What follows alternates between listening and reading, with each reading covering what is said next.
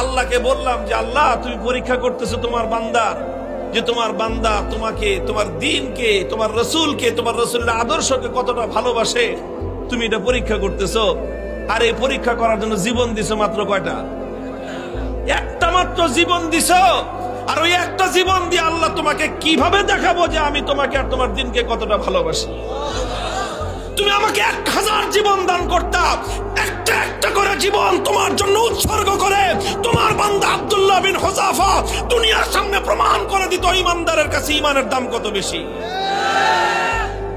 এই জন্য কান্দি বেটা, আহাম্মক জানি কথা। তুই মনে করছিস যে মুসলমান জীবনের মায়ায় কান্দে? আরে মুসলমান তো বিশ্বাস করে যে যতদিন বেঁচে আছি ততদিন কষ্টে আছি, আল্লাহর জন্য জীবন দিব আর জান্নাতে যাব। কি বলেন?